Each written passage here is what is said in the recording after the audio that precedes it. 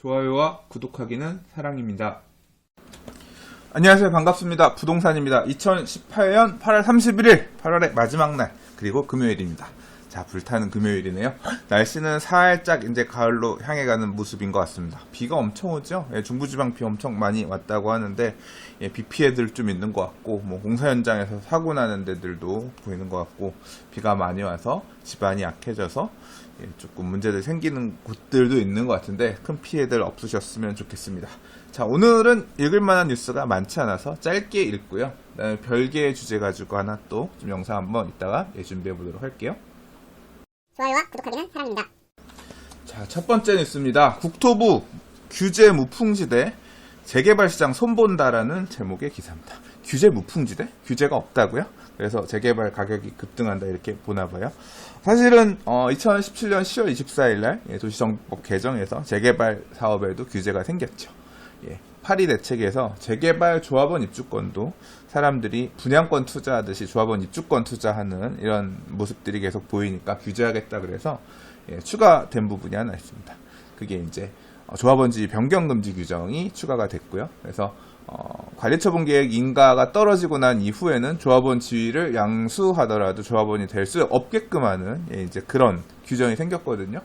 근데 이제 이 내용이 사실 적용되는 범위가 많지 않아요. 아직까지는 적용되는 데들이 거의 없다고 해야 될까요? 왜냐하면 물리적으로 해당되는 단지가 나올 수가 없어요. 왜냐하면 2018년 1월 25일 이후에 사업시행 인가를 접수한 단지가 이제 관리처분 인가를 받게 되면 그 인가 시점부터 조합원지 변경 금지되는 거라서 지역도 투기과열 지구여야 되고요. 그러니까 물리적으로 지금 이제 8월 말 정도 됐으니까 사업시행 인가 받고 관리처분 계획 접수를 하기는 힘든 상황이죠. 그러니까 분양 신청도 하고 중간에 가야 되는 단계들이 있는데 지금 그만큼 갈 만한 데들이 없다 보니까 적용되는 데들이 없는 거예요. 그래서 현실적으로 지금 작동하지 않고 있는 규제죠. 조합원 지위 변경 금지 규제가 재개발 사업에서는. 그리고 하나 또 추가된 내용이 뭐가 있냐면 재당첨 제한 문제가 이제 재당첨 제한 규정이 진짜 파리 대책, 그러니까 작년에 파리 대책에서는 재개발, 재건축 사업에서는 진짜 악몽과 같은 규제라고 할 수 있거든요.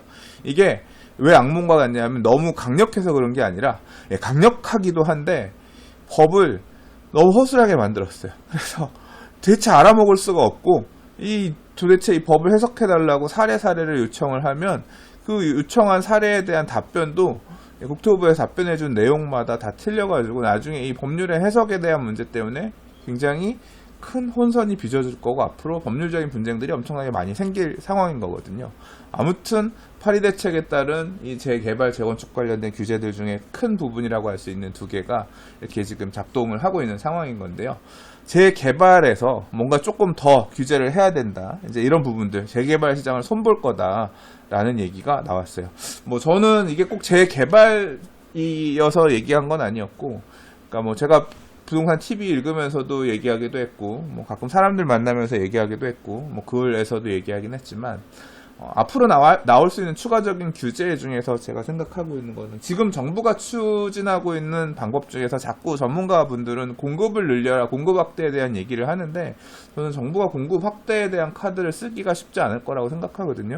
결국 공급 확대라고 하는 거는 재건축을 다시 완화해서 재건축을 통한 공급 확대, 이거를 가야 되는 건데 그런 스탠스를 보일 수가 없어요. 정부 입장에서는. 할 수 있는 최대치는 공공주택지구 중에서 강남권이요. 그러니까 그거 풀어가지고 장기적으로 공급하겠다 이런 얘기 정도인데 그게 당장 와닿기는 힘든 상황인 거거든요. 공공주택지구 아무리 빨리 진다고 하더라도 지구 지정하고 보상하고 당장 지금 이제까지 발표됐던 뭐 지역들도 어떻게 될지 모르는 상황인 건데 시장에 얼마나 이런 공급 이슈를 줄 수 있을까 쉽지 않죠. 그리고 정부가 이제까지 추진해왔던 추구해왔던 정비사업, 도시정비사업의 큰 틀 자체가 도시재생 뉴딜 사업이고 전면 철거 정비사업 안 하겠다라는 쪽인데 그 기조를 바꿔서 물러선다는 것 자체가 사실 어떤 이번 정권의 어떤 성격이라고 해야 되나요? 정체성하고도 맞물려 있는 거기 때문에 그렇게 바뀌긴 쉽지 않을 거라고 생각하거든요.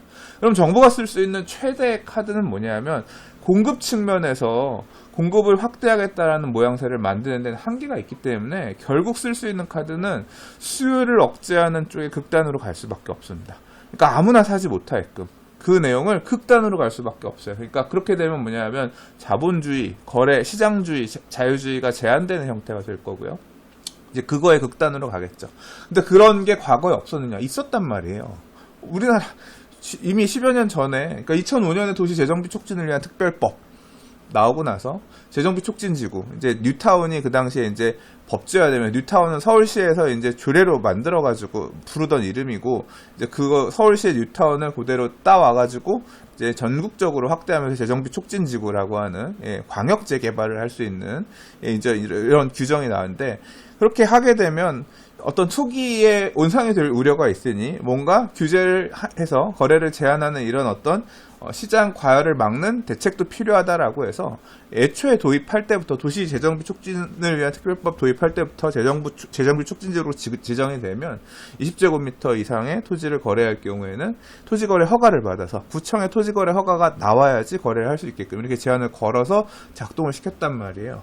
그게 이제 2008년에 금융위기 오면서 부동산 시장이 침체로 가고 우리나라가 이제 IMF 때와 같은 어떤 그런 힘든 시절이 올지도 모른다라는 공포가 있으니까 얼른 풀었죠. 그래서 얼른 푼 건 아니에요. 사실 재정비 촉진지구에서 토지거래 허가 기준 자체가 굉장히 완화됐던 거는 그 이후에 2008년이 아니라 2009년인가 2010년 가서 풀었던 것 같은데, 아마 2009년에 풀었던 것 같습니다. 추후에 풀기는 했는데요.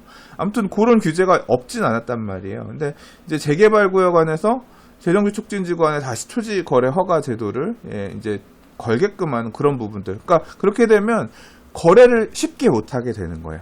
토지 거래를 할 때 그 집에 가서 거주할 사람들, 이런 사람들만 가야 매수를 해야 되니까, 물론 이제 입주권 같은 거 지금 공사하고 있는 중 들어가 살 수 없는 집 같은 경우는 이제 뭐 그 당시에도 나중에 들어가서 쓰겠다라는 확인서 쓰면 토지거래 허가를 내주거나, 그런 거 있었습니다. 기존에 집 갖고 있는 사람들, 그러니까 이 집을 갖고 있는 사람들이, 여러 개 갖고 있는 사람들이 토지거래 허가 받으려고 하면 안 나오는 그런 규정들이 있었거든요. 그러니까 실수요자들이 사게끔 하는 이런 형태로 다주택자가 더 사게끔 하는 거를 좀 막는 형태로는 작동할 수가 있었던 거죠. 그리고 뭐 임대차가 차 있는 주택 같은 경우 나중에 거주하겠다, 지금 임대차 기간이 끝나면 언제 들어가서 거주하겠다, 이제 그런 확인서 써가면서 토지거래 허가를 받았던 걸로 기억하거든요. 그래서 이제 재개발에도 이제 그런 부분이 추가될 수 있다는 게 하나고, 충분히 재개발 시장 자체가 과열된다고 하면 정부는 이런 수요 억제 카드를 충분히 쓸 수 있다고 생각하는데요. 제가 사실 우려했던 거는 아니라, 정부가 만약에 쓴다고 하면 나올 수 있는 카드가 굳이 이 재개발 구역 안에서의 토지거래 허가 제도가 아니라, 저는 좀 더 확대해가지고 정부가 만약에 쓴다고 하면 투기 지역 안에서의 토지거래 허가도 가능할 거라고 생각하거든요. 지금 사실 엄밀하게 따져보면 재개발 시장이 부동산 가격을 불안하게 하는 주된 요소가 아니에요. 실질적으로 재개발 아파트의 가격, 그러니까 재개발 투자의 가격은 인근 지역의 새 아파트 가격에 수렴하게끔 되어 있는 거거든요. 그러니까 재개발이 시장을 불안하게 한다기보다는 옆에 지어진 새 아파트가 계속 올라가면서 가격을 이끌어가니까, 여기 재개발 투자하면 이 아파트보단 비싸질 거니까 지금 이 아파트 사는 것보다 이 재개발 투자하는 게 낫겠네, 이런 식으로 자꾸 흘러가는 거예요. 그러니까 결국 시장 자체는, 재개발 시장은 항상 이제 기존의 아파트 가격을 쫓아가는 그런 형태가 되는 건데, 자, 그렇기 때문에 재개발에 대한 토지거래 허가도 충분히 나올 수 있는 카드지만, 실제로는 아마 정부는 아파트 가격을 잡기 위해서 아파트도 토지거래 허가 뭐 이런 것들을 도입할 가능성도 배제할 수 없다, 개인적으로 그렇게 생각을 하는 편이고요. 자, 그 다음에 뭐 여기 지금 이 기사에서는 재개발에 추가적으로 들어갈 수 있는 규제들에 대해서 정부가 고민하고 있는 것 같고, 나올지도 모르겠다, 이제 그런 얘기를 하는데, 또 그런 얘기 있거든요. 조합원 지위 변경 금지 규정을 좀 더 앞당긴다. 이 재개발 사업 같은 경우는 조합원 지위 변경 금지 규정이 관리처분 계획 인가 이후부터 이제 입주 때까지 그렇게 적용이 되거든요. 투기과열지구 안에서. 근데 재건축은 조합 설립 인가부터 진행이 되기 때문에 굉장히 시간이 앞서요. 그러니까 빠른 시점부터 조합원 지위가 금지되거든요. 그래서 재개발이 너무 느슨한 거 아니냐, 그러니까 이렇게 재개발 쪽으로 사람들이 몰리는 거 아니냐, 이제 이런 비판도 있는 거죠. 근데 사실 이게 재개발 사업에서 조합원 지위 변경 금지 규정 시점 자체를 그렇게 앞으로 앞당긴다고 하면 사실 좀 문제가 많이 발생할 수 있어요. 법률적으로 많은 문제가 좀 발생될 수 있거든요. 왜냐하면 이 재건축 사업은 이미 조합원 제도라 그래서 재건축 사업에 동의한 사람 사람들이 조합원이 되는 그런 규정이지만 재개발은 애초에 법 시작한 것 자체가 원래 공공에서 정부가 해야 되는 사업을 이제 민간한테 이렇게 떠넘기는 형태였기 때문에 이제까지의 판례들이나 이런 내용들을 보면 그러니까 그 강제적으로 조합원이 된다라고 해서 강제조합원 제도라고 하거든요. 그래서 이 좀 느슨한 편이고 이 완전 많은 부분들이 달라요. 그렇기 때문에 말 그대로 원해서 재개발하는 게 아니라 이 재개발 구역 안에 편입되어서 어쩔 수 없이 조합원 돼야 되는 건데 그런 지위까지도 막힌다. 그래서 조합원 지위를 양도할 수 없는 규정이 굉장히 일찍 생긴다. 이런 부분은 조금 아마 법률적인 검토를 해 보셔야겠지만 예, 문제가 될 소지들이 되게 많거든요. 그래서 뭐 실제로 어떻게까지 이제 규제가 나올지는 봐야겠지만 예. 아무튼 뭐 저는 지금 일단 생각할 수 있는 거는 토지거래 허가제도가 도입되는 거 정도. 그 정도가 수요를 좀 억제하는 그런 목적에 있어서 이제 다주택자들이 더 사는 거 이런 걸 막기 위한 어떤 방법으로서 조금 활용될 가능성이 있어 보이지 않나 개인적으로는 생각되고요. 또 뭐 어떻게 대책 나올지 봐야겠죠. 좋아요와 구독하기는 사랑입니다. 자, 국토부가 전국의 도시재생 뉴딜 사업 올해 이제 2018년 선정을 했다고 합니다. 신청들 받아가지고. 그래서 도시재생특별위원회에서 2018년 도시재생 뉴딜 사업 선정안 의결했다고 하는데요. 총 99곳을 선정했다고 합니다. 사실 저는 이거 계속 봐도 잘 모르겠어. 그리고 또 특히나 이제 저도 편협하게 서울 수도권 그 중에서도 거의 서울 지역 중심의 정보들만 보다 보니까 제가 잘 몰라서 그런 부분도 있기도 하고요. 그래서 99곳 선정했다라고 하고 결국 이제 그 지역 도시재생 사업 하기위해서 돈이 내려간다 이제 그런 의미긴 할 테죠. 근데 보면 서울 같은 경우는 최근 집값이 많이 올라서 투기 지역도 확대 지정되고 그랬죠. 이제 그러면서 원래 서울 같은 투기 과열지구에서는 도시재생 뉴딜 사업 선정 안 한다. 이제 그런 방침이 작년에 있었잖아요. 그래서 이번에도 보니까 몇 군데 지정하긴 했어요.